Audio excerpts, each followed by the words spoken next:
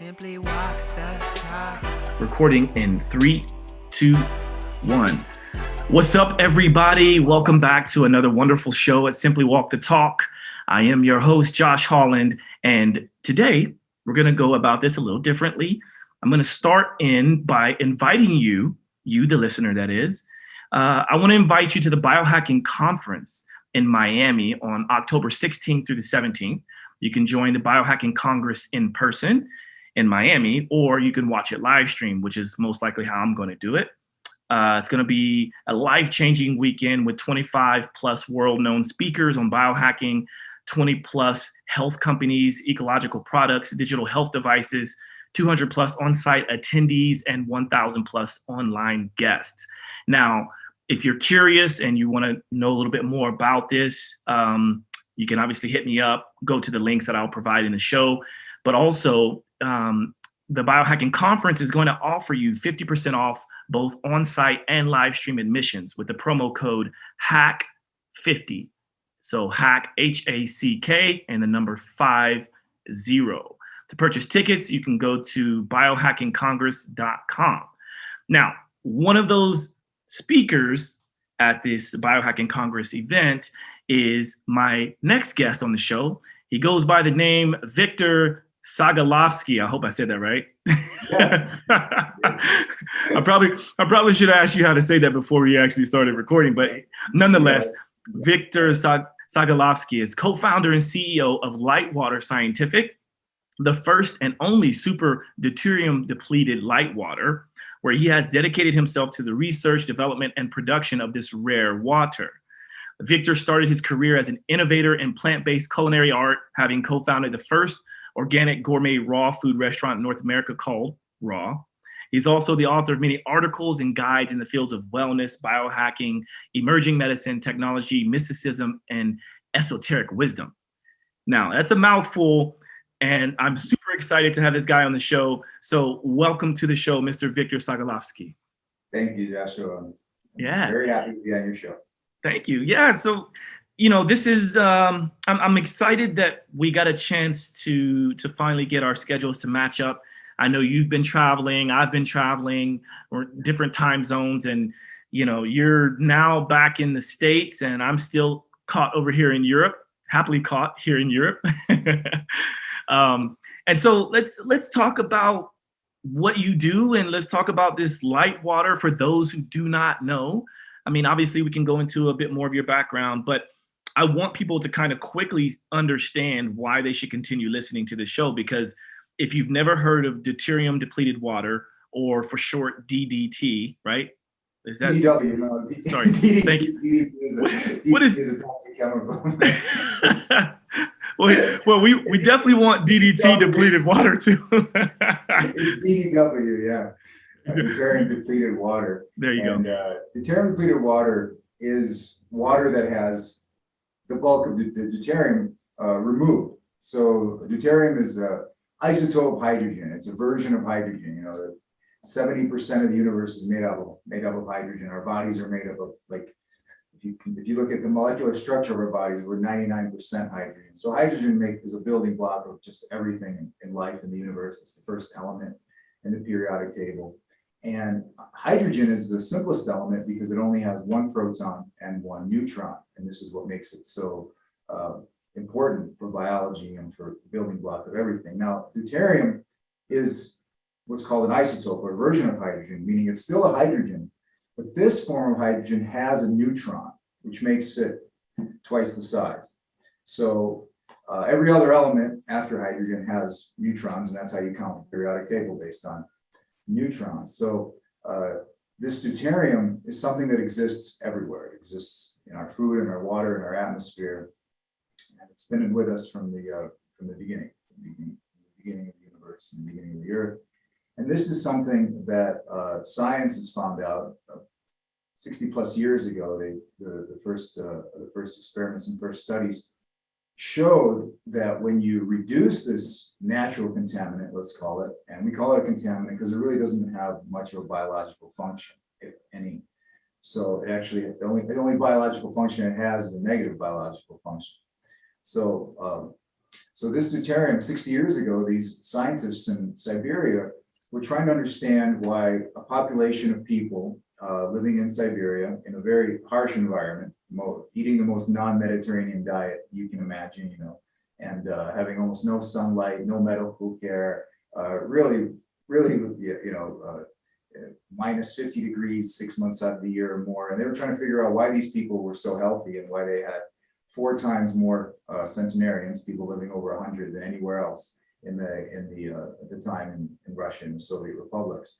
And after a few years of inquiry, they figured out that it was because they had their water that they were drinking was 16% lower in deuterium than normal drinking water. So normal drinking water around the planet is about 150 parts per million. The ocean is 155.76. And then there's these anomalies in nature where the water is lower.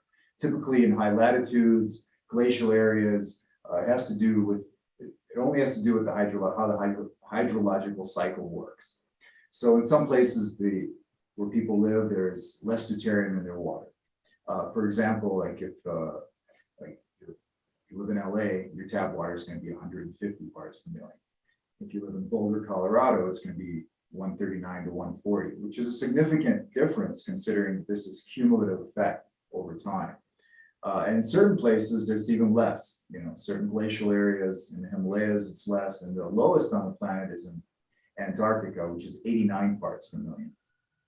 But these places are very remote, and so what we've done through the help of Russian scientists and also Romanian and Hungarian. These are the 3 countries that really went after understanding how to remove deuterium from water. And so my colleagues over there in Russia figured out how to do it. It's very difficult, takes a lot of energy, and we can go into all that. But basically what we do is we remove 94 to 97% of the deuterium in water. Now, you don't need to remove that much.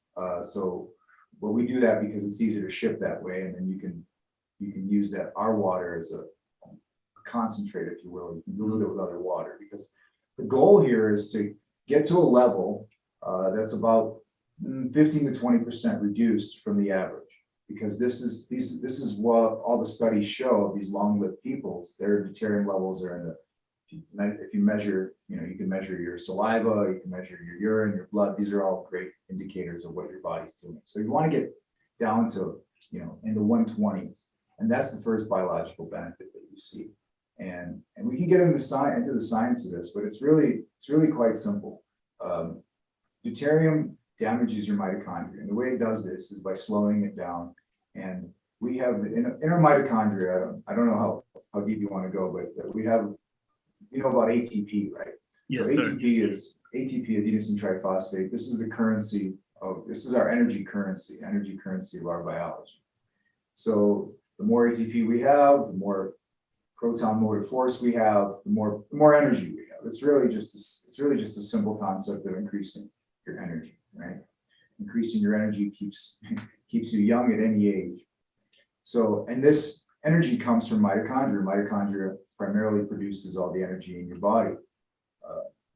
So the less mitochondria you have, the less energy you produce. The more mitochondria you have, the more energy you produce. So you take somebody that's 10 years old versus 90, and you look at a muscle cell, you're going to see that in your youth you may have maybe 100,000 mitochondria in that cell, and as you age it diminishes. So maybe when you're 80 or 90, depending on lifestyle factors and other things, you may have 1,000. So you have less of these motors, you have less of these engines in your body that produce the energy that you need. Now, in the mitochondria, there's this Krebs Cycle, electron transport chain. At the end of it, we're not going to get into the detail of that, but we're going to get into the detail of what is at the end of that electron transport chain, because that's called the ATP synthase nanomotor.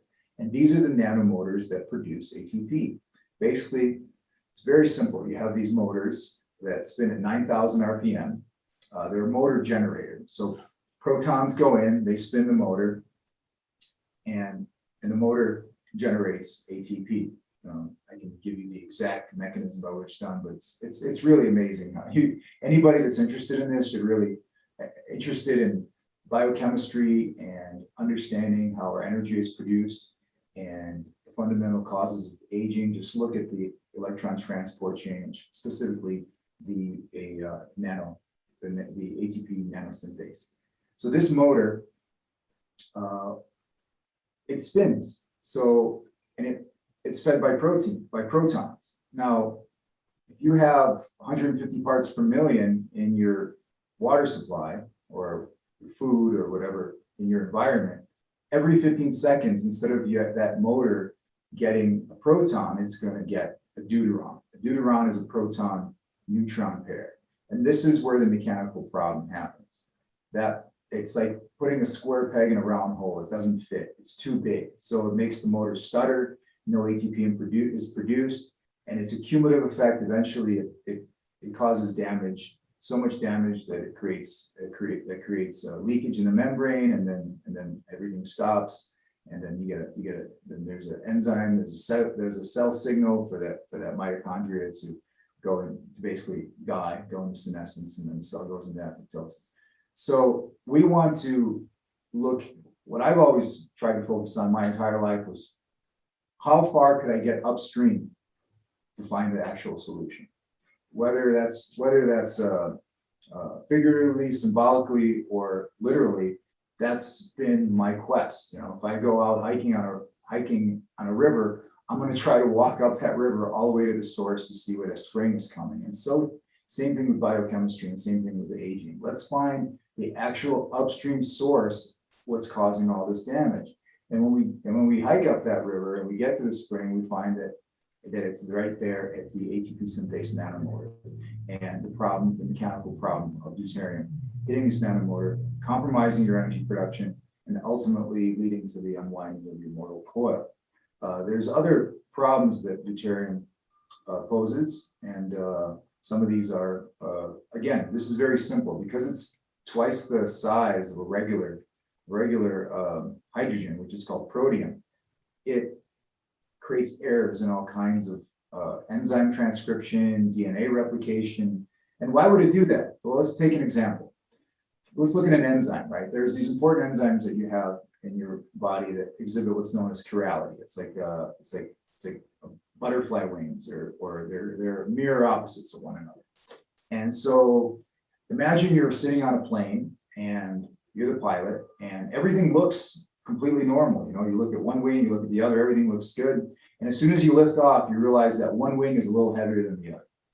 And this is not good. This is going to create problems in your flight. You might crash. So this is what's happening. You have a hydrogen here, protium, and you have a deuterium here, which is twice the weight. And this is the problem in nature that we're posed with. And I think as humans evolved, Homo sapiens 100,000+ years ago, we had less deuterium on this planet.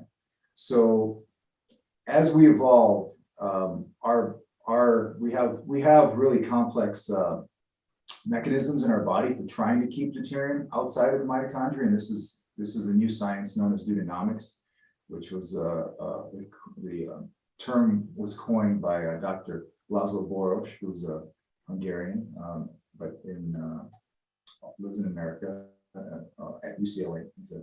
He's a professor and a teacher and a doctor at UCLA, and he coined this term deuteronomics because what he discovered was that the complexity of the Krebs cycle, or St. George's cycle, or TCA cycle, whatever, citric acid cycle, whatever you want to call it. The complexity is because it's trying to remove deuterium. It's trying to keep deuterium out of the electron transport chain. So we have these mechanisms in our body that are trying to keep deuterium out from our energy producing pathways. But again, this is cumulative. And this is why we don't age overnight. This is why it's gradual. You know, every year you lose just maybe 1% of your cardiovascular, metabolic, all kinds of function that we take for granted. You know, it's like looking at a clock, right? You never see the hour hand move. You stare at it, but you turn your head and you go, oh wow, an hour passed. So this is aging. This is what we're faced with. So if we want to, as I like to say, arrest aging and put it in jail for life, where you can, despite whatever age you are, you can feel as youthful as you ever were. You have to reduce the deuterium in your body. That is all my research, all my studies, all my quests to everywhere around the world, among many teachers, books, meditation, visioning. This is by far the most important health intervention that anybody could do. And it's not so much about the water, it's about deuterium depletion. It's about getting the level of deuterium in your body to a manageable level. And the water is the easiest and best way to do it, because through the mechanism of what's known as hydrogen exchange, as you drink Deuterium-Depleted water, you will flush deuterium out of your body. So that's fascinating. Simple roundabout explanation. I mean, I can go on for hours on this, because this is something that I found out about in 2004, and I was keen on it all this time. I even tried to figure out how to remove deuterium myself. When I went to Russia and saw what they were doing, their science and their engineering and technology, I realized I was nowhere close. So I partnered with them. We started a company. So now it's fascinating. This is where we're at. Now we're here. I appreciate your very thorough explanation, because I imagine at some point we may have lost some people, but I also think the way you described everything, we would have reeled them back in. And so especially when you got to the part about talking about aging, because, in this world of biohacking and longevity research and things like that, you hear a lot of conversations about telomere length, and you hear a lot of talks about numbers of breaths and HRV and all these things, and it sounds like something we should be focusing on more is what you just brought up, because those things are all great, but the question is, how long can you sustain that? Right. In your 20s, in your 30s, you can do a lot. You can get away with a lot of things, and a lot of that is because you have a lot of mitochondria. That is the gift of youth. Is the plentitude of mitochondria. It's also the fact that you're still relatively uninjured, although there's people that are like, for myself, I didn't really hit my peak until I was in my late 20s, early 30s, because that first part of my life I was trying to figure out why I was so sick. So everybody starts out a little different, but because of that, it put me on a path on a quest for knowledge. So as far as biohacking goes, people, I like to ask a simple question of people. Anybody that's in the biohacking space, I like to ask them a simple question: who was the first biohacker? If you can answer that, then you're on the right path. And if you can't answer that, I'll give you the answer to set you on the right path. Well, I would say our first biohackers would have probably been chefs, maybe, or someone who were taking care of our food. But I don't know. It's a good question.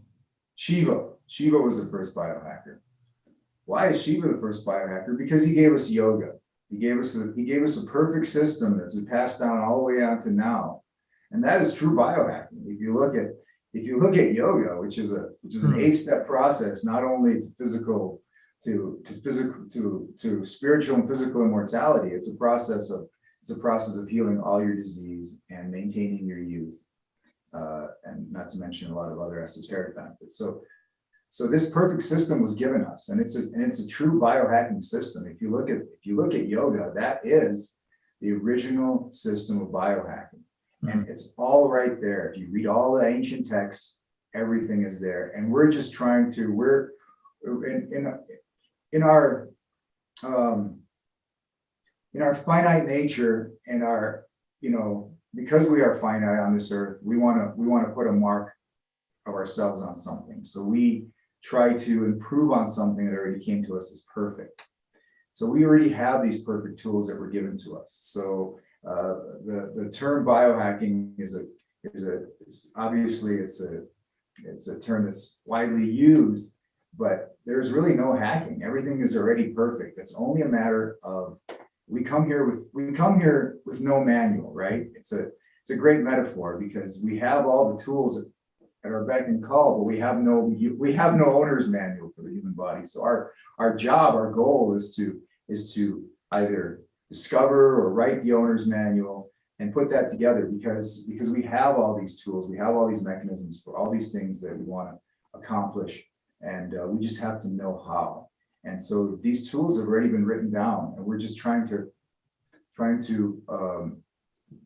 re-explore them, reinvent them, but it's already here. So if you just change your approach, your philosophy of how you seek knowledge, then you will find that everything is already here, and there's really nothing new that you need to concern yourself about. As far as deuterium depletion, you could look at nature. This comes from nature. This comes from observing nature and seeing this type of phenomenon where some people live less, some people live longer, and trying to understand why. So it's just observing nature. But it was Lord Shiva that gave us the Hatha Yoga. And in that is the complete system for anything you'd ever want to accomplish, physically, mentally, spiritually. It's all there. It's very beautiful.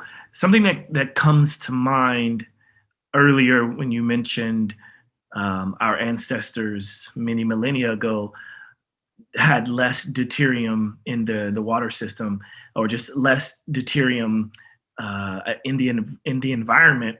And a question that came to mind is, what have you seen, or what have you guys come up with to be one of the factors of, or several factors of an increased amount of deuterium in the environment? Well, what increases deuterium is when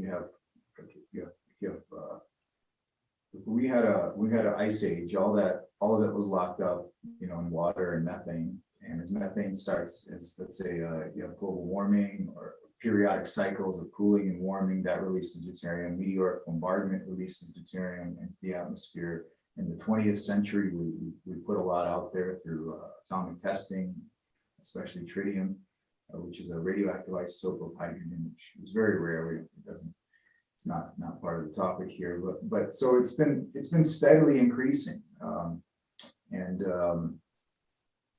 The thing about it, though, what even might have a more direct impact is our lifestyle. Because if you look at humans through evolution, we as just a matter of lifestyle, we practice intermittent fasting, because you couldn't hunt something, you didn't have food, we didn't have refrigeration, so we traditionally, the human body adapts very well to fasting. It adapts very well to ketogenic diet, and fats are lower in deuterium than carbohydrates.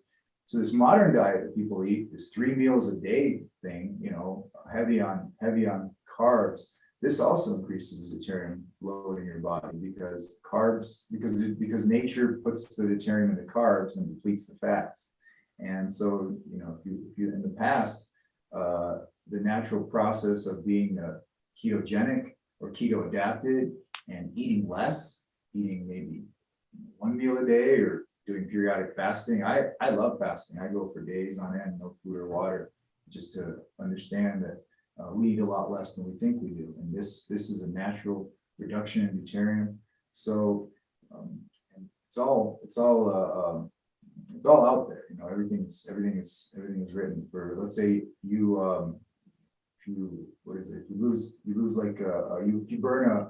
you burn like a pound of fat, you create almost the equivalent of deuterium-depleted water. So you can read some of my articles that I wrote that gives you specific details if you want to look at the actual numbers and math of depletion. So you can deplete naturally. You can like an unhealthy person is going to have a deuterium level, over 155, and that every little point makes a big difference. And if somebody that's constantly fasting, intermittent fasting, trying to be keto adapted, staying away from sugars and carbs as a strategy, right? Doing sun exposure constantly, getting the vitamin D levels up, doing a lot of sweating, grounding. These things enhance your mitochondria. They cause mitogenesis as well, and that depletes deuterium. Here's something interesting for for your audience and for any audience, so you should know that the water inside our cells, none of that's the water we drink. That water is water that we make ourselves. It's homemade. We make that water through the process of the energy. Through the process of making ATP, we make metabolic water. And that metabolic water is 60 to 70% already depleted. So in our inner membrane spaces, our metabolic water is the water that our bodies use for these important foundational cellular processes like energy production. And that water is water that gets recycled, but the most important thing is that water is deuterium-depleted water already. So your body's trying to keep this deuterium at bay. So we got this is an ultimate biohack, you know,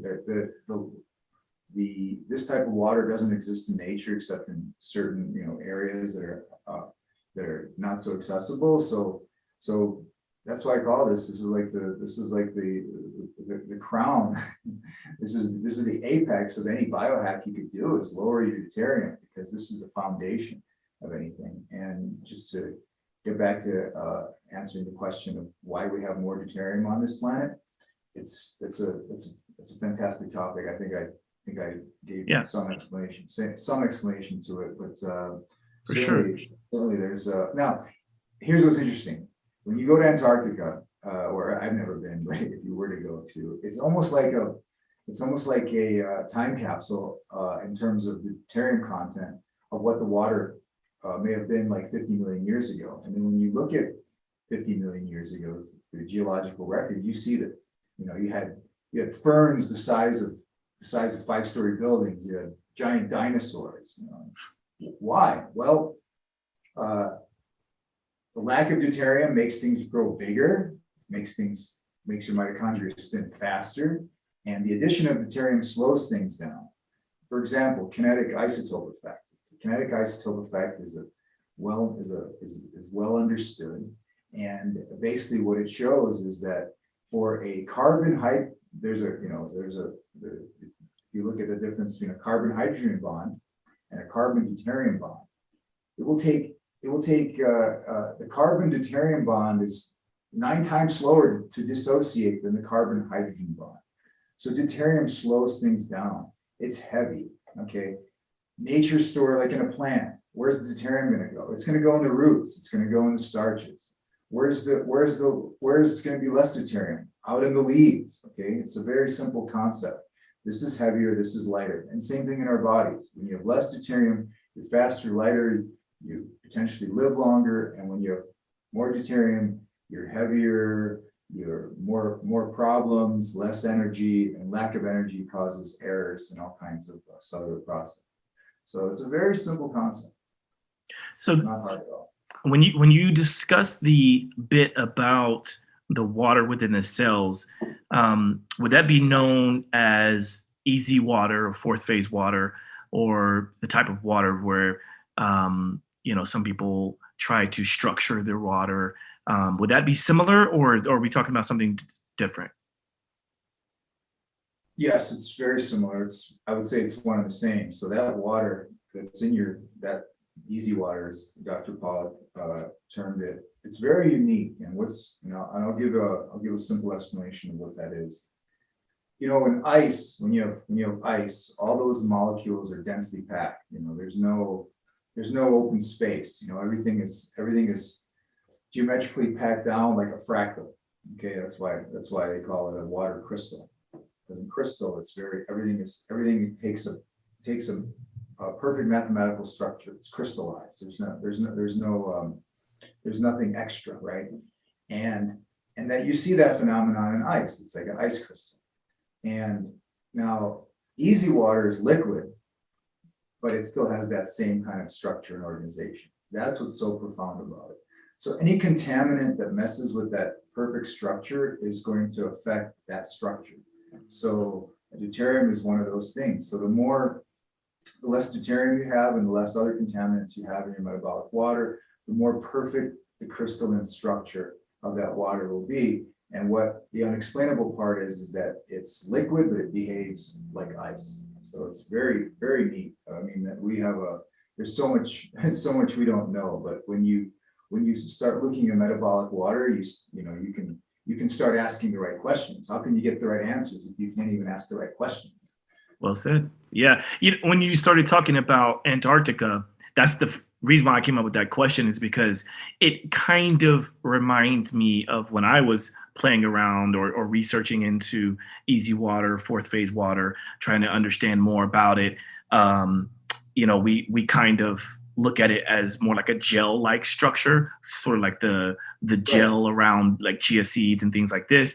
But then I also was looking at the relationship to how some structures hold better in cool water or cold water, almost freezing water. And so a lot of things started to kind of make sense to me. And so I'm like, oh, maybe this is what's kind of happening naturally in places like Antarctica, That's right.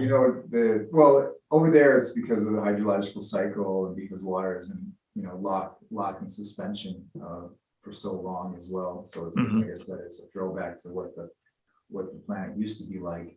But yeah, there's great evidence for drinking snowmelt water, because snowmelt water still has some of that structure that you get from ice. In fact, water is most densest at 39 and a half degrees. That's where it's most crystalline. So, but what people should understand is that simple concept: a rose is not made from spare parts. So you can't drink easy water and increase the easy water in your body. Your body makes this stuff. So you just have to create the right biospring and environment. So your body, which already knows what to do, it creates the metabolic water. You just need to keep it free of contaminants. You have to make sure that your cellular membranes are nice and permeable, that you have the right pH inside and outside of the cell, and that you are reduced in deuterium. Very simple concepts, but so fascinating. Yeah, and I think people will probably chuckle when they hear you say, "Oh, it's a simple concept," and you're rattling off all this biochemistry, and you're well spoken, and you're doing all of this off the top of your head, which is amazing. But I love how you break it down to the most simplest form, which is all the cellular processes that happen in the body require energy. Energy comes from, at the end of the day, ATP and mitochondria, right? And so if you can allow that mitochondria to work most efficiently in the cleanest burn, that would be by reducing deuterium. And for me, that makes total sense. So I'm on the bandwagon, man. It really is. It's complex, but it's something that's so complex that you can distill it into something quite simple. And if you want to get into deuteronomics, you can study it for years and years in biochemistry and everything. But if you just want the benefits, just follow the simple lifestyle of reducing the endogenous deuterium in your body, whether it's the easy way of drinking deuterium-depleted water, or the more difficult way of being keto and fasting, or a combination of the two. So I'm sure people are wondering, because I'm wondering right now. All right, so you've beautifully laid out exactly what DDW is, right? And the benefits and kind of why it's here and how it manifests in the body and all these things. The question that I think comes to mind to most people and myself would be, do you have a way of measuring this within a body? And if so, is it available now? How do we get our hands on it? And then, is this something you should be measuring every month, every year, every day? What are your thoughts there? Yeah, there is. We actually started a lab to do this. We have our own lab now, deuteriumtest.com. You can measure your water or saliva. And it was very complicated to get this thing going. I'm sure. The instrument, everything. It took a year longer than it should have, but now it's working. So we can measure either your drinking water or your body for deuterium. And you don't even, some people like a baseline to know what their deuterium is, and they start depleting, and then they test 2 to 3 months afterwards, because you're gonna, as you start drinking deuterium-depleted water, you're going to flush out maybe half a ppm to 1 ppm per day, depending on different lifestyle factors and other things. We're all similar, but no two people are alike. So wherever you live, you are going to have the deuterium level of whatever water you're drinking. There's no regular water filtration technology doesn't remove deuterium. So regular distillation, reverse osmosis, any kind of filtration is not going to remove or reduce any deuterium whatsoever. So you are going to, so if you're, let's say you're in Budapest, I imagine the water there, let's call it 150 ppm, which is the average, and that's what you're going to test at. Now, if you're practicing keto lifestyle and you're fasting a lot and you're getting a lot of sun exposure, you're active, you exercise, you might be a little lower. You might be a couple points lower than the water in your environment, but typically you're going to be around the water that you drink. So now, after depletion, I say test after 90 days. You can test after a month if you're really aggressive at it. Some people are very aggressive. I say slow and steady wins the race. Nice linear depletion. Where are you in a hurry to? So and then after you're on a deuterium depletion protocol for 3 months, test your saliva and see where you're at. Like I said, your goal is to get somewhere in the 120 range. That first drop from 150 to 120, that's the most profound biological benefit. And you could, of course, if you're a serious biohacker or your doctor for some illness that you have, you want to drop the deuterium levels even lower. I got mine down into the 80s. It's hard to maintain because you have to be very disciplined and limit intake of other beverages, that you might like or might not be willing to give up. And but it's profound, the energy, my body. I'm almost 50 years old, and I feel the same way I did when I was 29. So and you look great. You look great, honestly. I'm not just saying that just to be funny, but this stuff works. This stuff Yeah. works. Yeah. This stuff works. I went after it because we're all a little selfish, right? We all want to look good and feel good. So I went after this because I knew it was something I wanted to do for myself. And seeing how incredible the concept is, we started a company to make it available to everybody because I love the, ever since I was a kid, I was like this armchair gerontologist trying to figure out why do people age? Because it's like, what is it? Because it's, and then you come to find out it's a gradual reduction of all biological processes with this problem being deuterium. There's other problems. It causes us to age, but this I believe is really just going to change things for so much better for everybody because it's so easy. It's just all you got to do is drink some water, be consistent with it, and your deuterium levels will drop. I noticed myself, because I was pretty healthy, and I got into this without ever even tasting deuterium-depleted water when we started the company because I believe in the science. The science checked out to me, and when I started depleting, then the science didn't prove it. The science proved itself right. Okay, so I trusted in the science. I understood the science, and then when I started depleting and actually following the science, it worked. Mm. So, and what I noticed, because I was, I'm a pretty healthy individual. I try to, I primarily healthy because I think fasting and yoga obviously genetics has a big part of it too, but fasting and yoga are like a godsend for longevity and health. But where I really noticed it after 3 months of being on deuterium-depleted water, I injured myself. But when ice skating took a big fall, hurt myself pretty bad, and I noticed how quickly I healed. Yeah. It brought back these memories of how I used to heal when I was a teenager. You fall, you get banged up, you get right back up, and you don't think twice about it. And as you get older, things don't heal as fast. And then I realized, oh my God, I'm healing as fast as I did when I was young. This is incredible.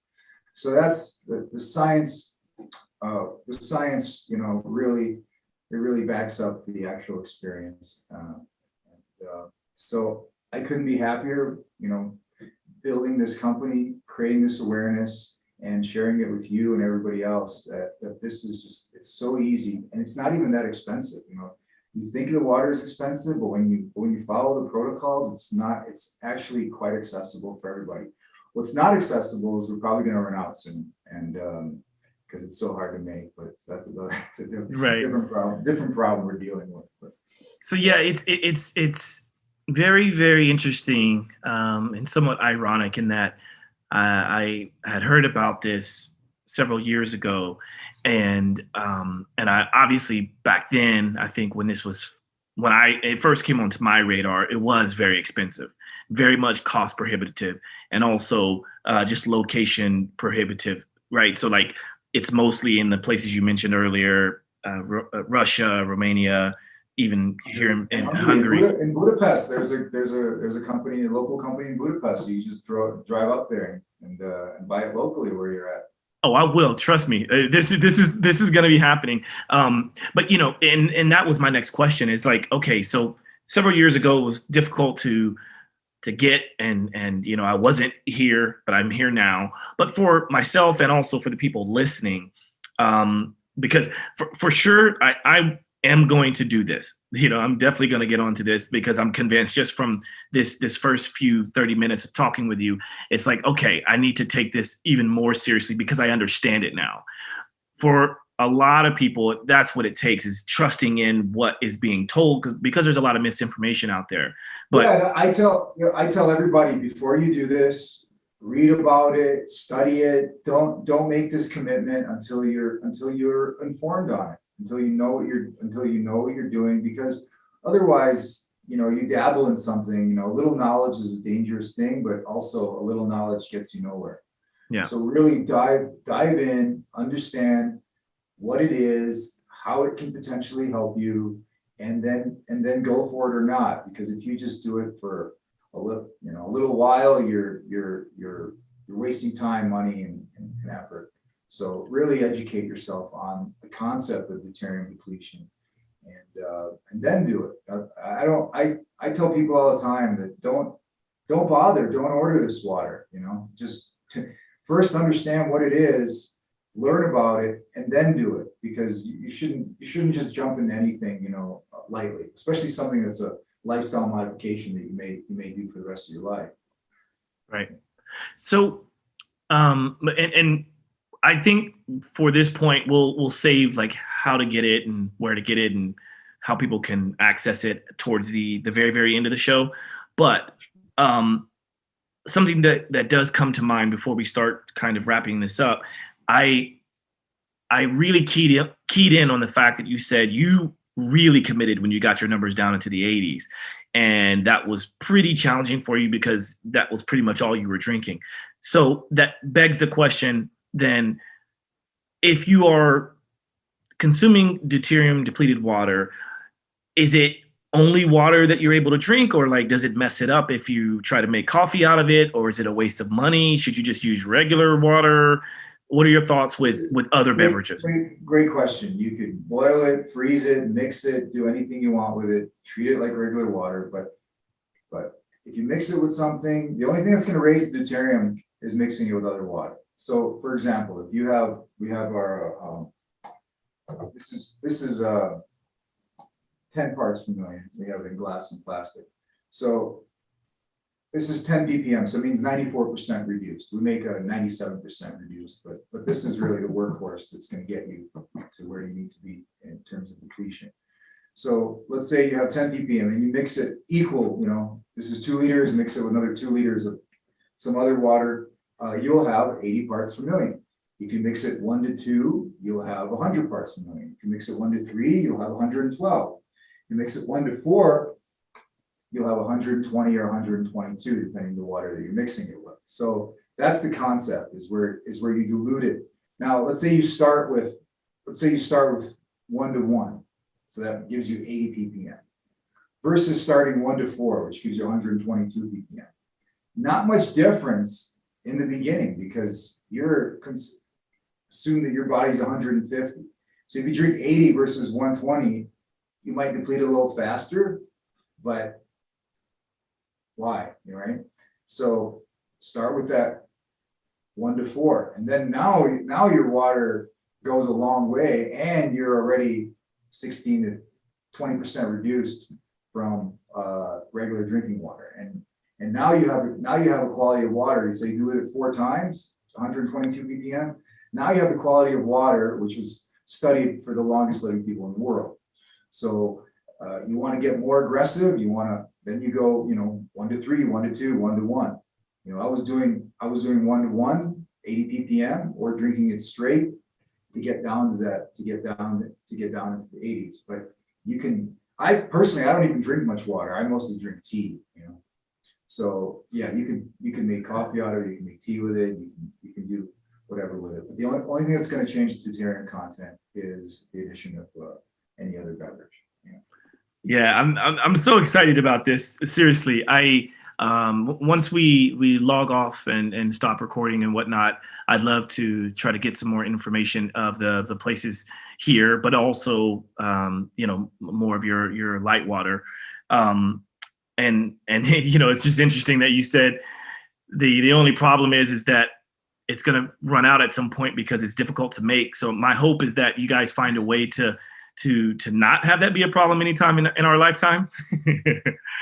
We're working on it. Yeah.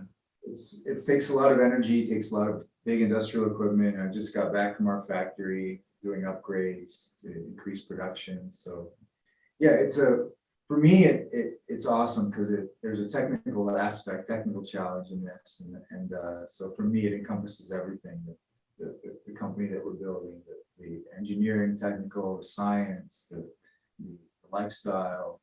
It's so cool. Yeah, if you want to know how it's made, I'll just briefly explain, Please. And so all we do is we just mimic the hydrological cycle and amplify it. So water.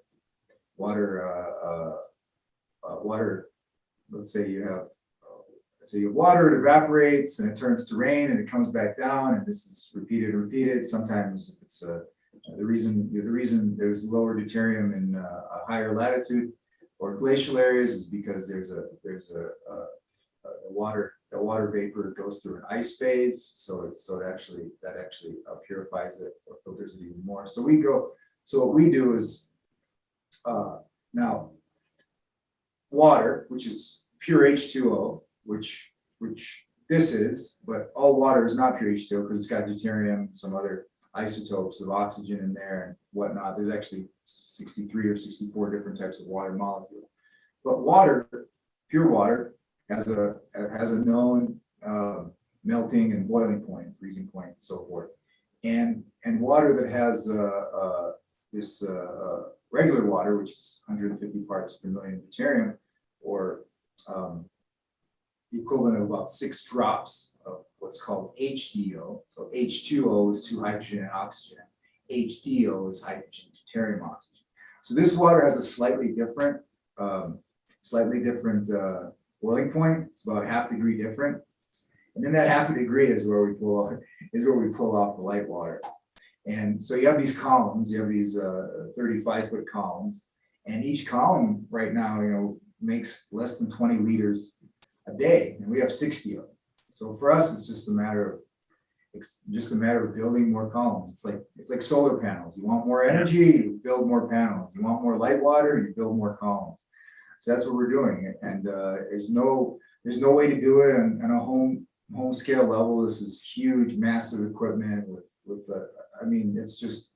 it's really weird how they figured this out, because I don't have that kind of technical skill to figure it out. Now that I know how it's done, it's like we're very fortunate because we're standing on the shoulders of giants, literally. With every little bit of knowledge that we're able to accumulate and internalize and use, it's really just built on standing on the shoulders of those that came before us. So, and this brings us to the present moment. So how lucky are we? And so yeah, our goal is to build a factory here in the U.S., which we will, and provide water for as many people as possible. But the lack of water shouldn't stop anybody from focusing on a deuterium depletion lifestyle. Right. Yeah.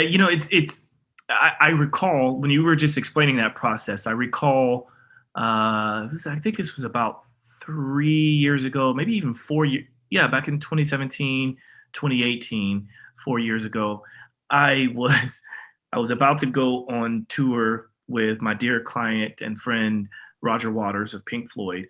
And during that time I was fumbling around, and I say fumbling because I'm nowhere near as educated as you and those that you work with on what you're doing, but I do like to tinker around, and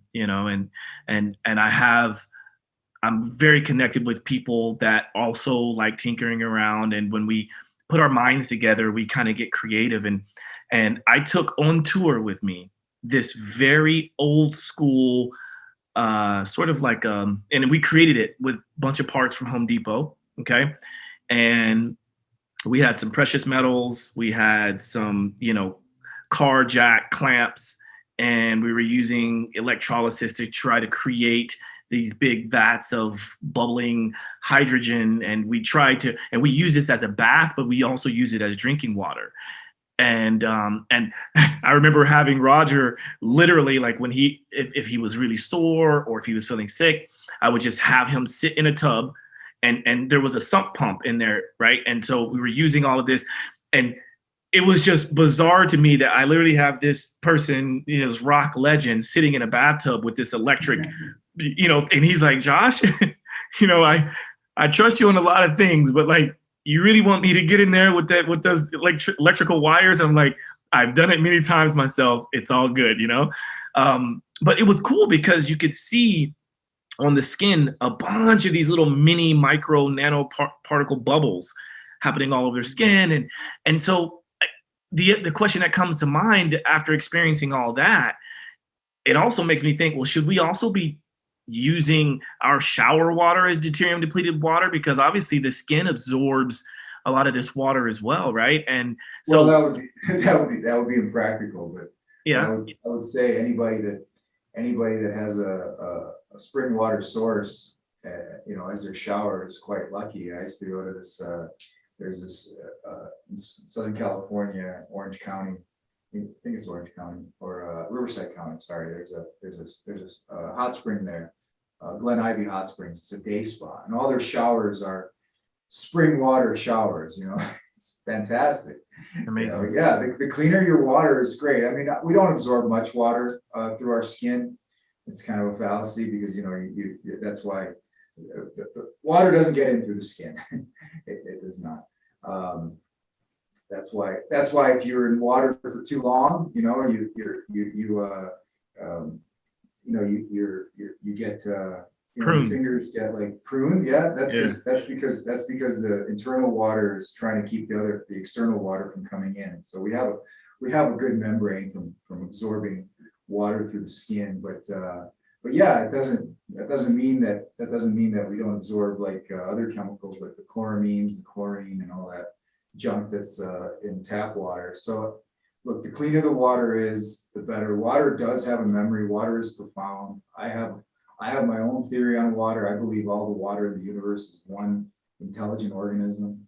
So and it's very much like a child. A child likes to play. It likes to love. It likes the simple things. It doesn't want to get complicated with tension and hate and confusion. It only wants harmony, peace, and love. And I think all the water has this in common. And this is what the science shows. This is what the folklore shows. This is what philosophy shows. Water is a profound substance, and we happen to be primarily water. So and when we are in a state of harmony and purity and love, less tension, then it benefits us, because that's the natural state that water wants to be in. It's a fourth dimensional being, and in the fourth dimension there's no everything is happening all at once. So everything is happening all at once. The only thing that can be recursive of itself is the energy of love, because it's infinite, right? Everything else will implode on itself. It's not have that infinity of love. So it's again basic, simple concepts, but you have to get to the answers. You have to start asking the right questions. I love this. This is so fascinating. One last question, and then I definitely think we should kind of start wrapping up, because I clearly could talk with you forever on all this stuff. But I'm curious if you've had any experience with the Infopathy device, because I seem to remember seeing basically it's the device. I had one of the founders on my show. And basically they can imprint frequencies and signals into water, and they've been able to come up with lots of different recipes. And I was just thinking, like, if there was a way to also create a signal for Deuterium-Depleted Water, and if that would even make sense, or if that's even possible, because that could be another way for people to kind of. It wouldn't physically remove the deuterium. Then again, somebody's going to come along, and I encourage any inventor out there to try and figure out a way to remove deuterium from water, because the way we do it is difficult, and no other process exists. You could say, hey, here's a glass of water, and there's 6 drops of this H2O in there, and if you go poof, go to the top and then take a spoon and get it out. But it doesn't work like that, unfortunately. Now, years ago, more than a decade and a half ago, I was playing with this stuff, frequencies, and embedding different non-Hertzian frequencies into anything that can hold the information, anything that's a crystal in nature. And this could be a whole separate topic. And what I think I arrived at is that whatever device you use, you're going to plug it in for some external form of energy to electrify that device, and that device does its thing once it's powered. You've got a device that's way beyond anything that we can create externally, and that's your brain. That's the power of your thought and your thought waves. You can charge water. You don't need a device. You can do all this with your thought forms, because we emanate our thought. Our aura doesn't end here. Our aura goes out, right? So we have the ability to influence anything in our field. We have a very powerful biofield. Use the biofield, target it, concentrate it onto whatever you want to imprint with intention. And it will work better than anything you got to plug into a 110 socket. So amazing. All right, there you have it, folks. So, Mr. Victor, before we wrap up, I usually ask 2 questions, and they're very easy questions. It's kind of the fun part of the show, at least for me it is, in that I always like to have guests come on, and we usually talk about various products and services and their companies and things of the like. But then I always like to kind of allow people to know the guests a little bit deeper beyond maybe what we just discussed. So 2 questions I like to ask. One is, what are your top 2 pet peeves? And the second question, I like to finish on more of a positive note. And that question is, what is something you're most grateful for? So let's start with the top 2 pet peeves, if you can identify any. I'd like to see more authenticity out there. It's the more you can read the subtext of people or any situation, you can gather their motivation pretty quickly. And I would like to see more people motivated by actual requests for authentic knowledge and excellence, versus just trying to money, or I wouldn't even say money, but we're so many are in a survival type of existence, and like to recommend for people um, to align with the truth that is you create your own reality. The problem is there's a time delay.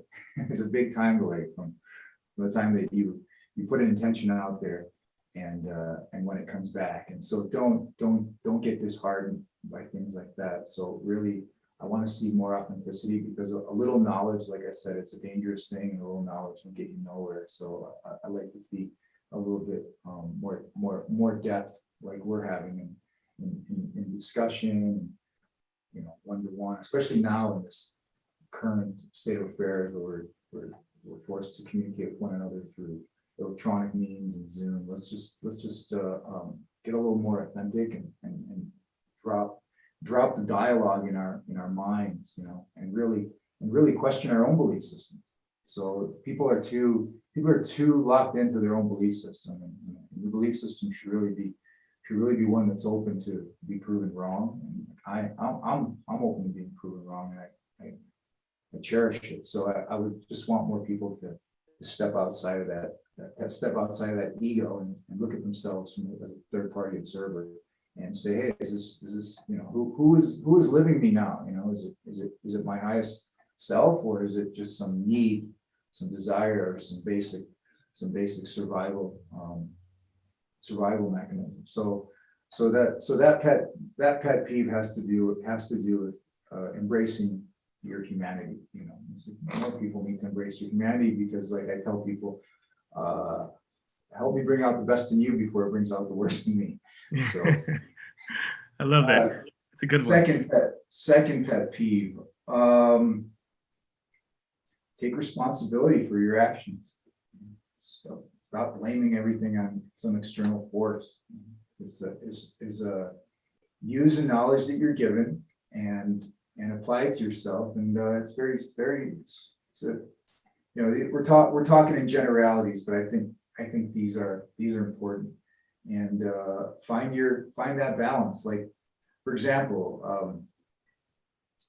people go exercise every day. They lift weights. They do this. They do that. They think they're healthy, but I encourage everybody to try to find your balance.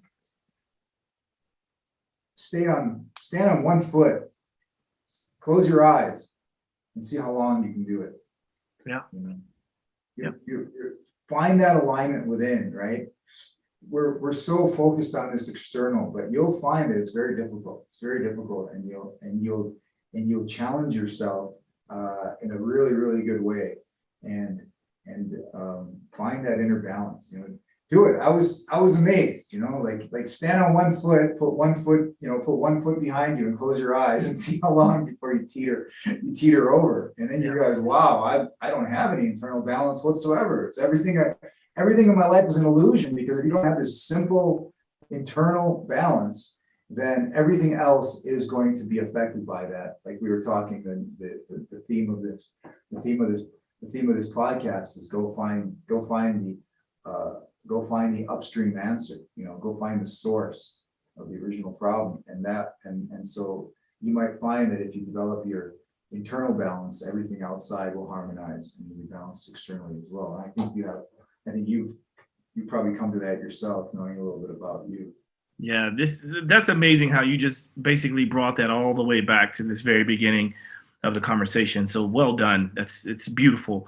And I like the way you formatted the answers to the pet peeves, because you positioned it in a way of giving back instead of just focusing on how it might make you feel or other people feel. It's more about like, hey, how can we get to sort of more of this unified field, everybody sort of raising the bar, raising the standard for the collective, because at the end of the day, we are one, right? And you're only as strong as your weakest link, right? Bingo. So. Yeah. Okay. So then what would be something you're most grateful for? I am most grateful for all the teachers I've had in my life. I've just been blessed. I've just completely been blessed to in my entire life, when I wanted to learn something, the teacher shows up. So I've just been very fortunate. It's a form of grace, or it's actual grace that's touched my life. So I'm grateful for the universe stepping in and when I ask the universe something, it arrives, but you have to be able to recognize it, right? And so I'm blessed in the fact that I was taught from a young age, it wasn't so much important what you learn, but how to learn. And when you have that foundation of how to learn, then you will know what to learn. So yeah, I'm really grateful for all my teachers, and many of them have moved on, but they've certainly instilled in me something that I can now give to the next generation. So it's a cycle that keeps going. So that's the common thread. That's what I'm grateful for, is my teachers. Thank you for sharing that. It's beautiful to hear, and but much respect to you on that. So as we wrap up, where can people find out more about you and Litewater and all this, the things you have on the horizon? How can people stay up to date and find out more about you? Well, if they want to find out about me, they'll probably just have to give me a phone call. Or listen to the show. Yeah, but if you want to read some stuff, if you want to learn about our company, it's drinklitewater.com. It's DRINK, and Litewater spelled LITEWATER, drinklitewater.com. Also Deuteriumtest.com. There's a number of articles that I wrote on there. Other really good information. They'll get you excited about this, and we'll break it down. We'll break it down in a form that whether you have no knowledge of biochemistry, or whether you understand it at a deep scientific level. It's accessible. It's accessible to everybody. And then I've got different writings here and there. I wrote a book on gold. I'm also like a alchemist, if you will. I dabble with monatomic elements and other things like that. So I wrote a book. It's on Amazon. It's called Gold Catalyst to Radiant Health. It's a small book about my journey with monatomics, specifically gold. So I've written some things on I've got theories out there on aging. I mean, I get in deep, so I'm not much of a self-promoter, because it's just not in my nature. So I really welcome when, I'm really excited to get on your podcast, anybody other podcast, because I like this interaction. I like sharing knowledge like this, one-on-one, and then people can listen in. And so I'm open. I'm an open book. If anybody wants to get a hold of me, they can. Any question they have, anything else they want to know about, I'm totally open. I don't have much of a presence on social media. Yeah, I was going to ask that. Is the company Litewater on social media? Yeah, we're on social media. Yeah. Okay, so I'll find it and tag it, of course, with the post. And if you're open to it, I would be more than happy to have you back on so we could talk about some of these other topics, of which you have a lot of experience with, because I did notice when checking you out before this episode, I noticed the other books and articles that you've written. And so I feel like those need to have its own sort of podcast and not try to cram it into one and turn this into like a Joe Rogan 3-hour podcast. But I definitely would love to have you back on, because I just feel like I learned a lot, and I think I want to do some testing with especially the fact that I'm here in Budapest, and Romania is not too far away. And I mean, I guess if it really came down to it, Russia is not too far away, but I definitely want to do what I can to also get the word out there. And if there's anything I can do to help, please let me know. And for all the listeners, definitely stay tuned with this episode. I'll list as much as I can in the show notes so that you can go in and research Victor and Robert Slovak and the Litewater group. And I think this has been such an amazing time. I can't thank you enough, but thank you very much for your time. I appreciate it. Thank you. Thank you for yours. Okay. All right, everybody. Well, this is Simply Walk the Talk. Thanks for staying with us, hanging in there, and may you make your water light. That was a thrown in commercial plug there, but go check out everything that I put in the show notes and stay tuned. Don't forget to subscribe and leave us a review for the show. Also, don't forget to check out the Biohacking Congress, in which Victor and many others will be speaking at. Use the code HACK50 for 50% off, whether it's in person or online. And stay tuned. Peace. Walk the talk, talking facts. Move like me, but I move a little fast. Make my move, here to last. Fasten your seatbelts, I'm coming past. Take care of me, longevity. Hack my biology, you better believe. Walking the talk, soul, mind, and body connected. Better go give us a lesson, yeah. Simply walk the talk.